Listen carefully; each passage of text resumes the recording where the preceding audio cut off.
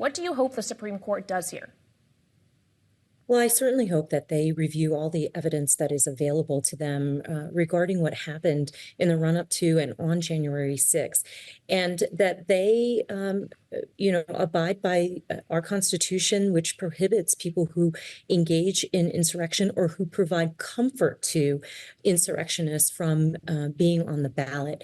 I think, what we've seen out of the former president is not only did he provide comfort on the day of January 6th, he continues to take the side of people who've been convicted of insurrection and continues to press the kind of misinformation that led to the attack on the Capitol on January 6th. Well, Congresswoman, for those that weren't there that day of the attack, for those that weren't as enmeshed in the evidence and the investigation of the events of that day as you were on the committee, what is your message to them 3 years on?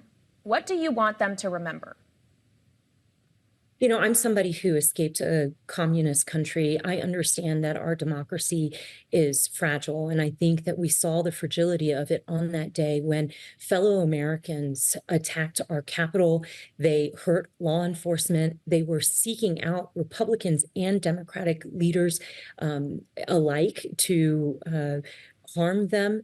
They were trying to, it was the perfect example of not having a peaceful transition of power, which is a hallmark of our democracy. And so I hope people remember, I know 3 years is a long time, but they remember how important it is to elect people who believe in our Constitution, who are willing to uphold it, and who are committed to our democratic norms of a peaceful transition of power. Well, now that we've had essentially 3 full years to digest the events of that day, all of the legal issues that have followed, your own committee's more than 800-page report on the matter, all of that.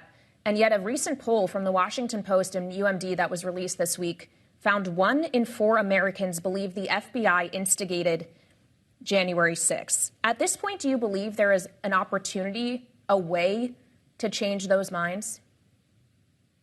I'm really dismayed by the results of that polling, because in addition to it finding that 1 in 4 Americans believe in the same kind of disinformation that led to the January 6th attack, we are finding that Republicans are slipping. 2 years ago, they could identify in larger percentages that what happened on January 6th was violent. And now we're losing some of those perspectives, specifically out of Republican voters. I take heart in the fact that independents still see that what happened on January 6th, they hold former President Trump responsible for that, and they also see it as the violent act that it was. But it is really disheartening to see the disinformation take hold and change people's perspectives in just a matter of years. And of course, this is something that President Biden was marking today near Valley Forge. He talked about Trump as being a threat to democracy. Let's just hear a little more, if you will, from what President Biden had to say this afternoon. Trump's assault on democracy isn't just part of his past. It's what he's promising for the future. He's being straightforward. He's not hiding the ball.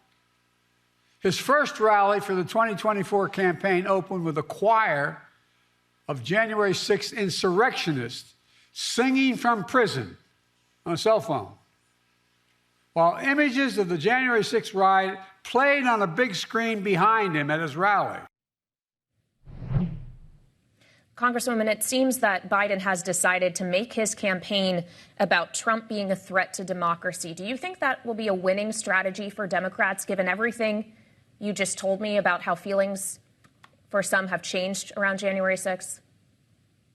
I think that the current president needs to talk about the importance of democracy, but he also needs to talk about his economic accomplishments. I know, as somebody who's been on the ballot, that many voters show up at the polls and they're voting their pocketbook issues. It's hard to convince them to vote sort of these broader principled issues, although we did see in 2022 that voters rejected people who were election deniers. So we know that there is some element of the American voter who cares about that.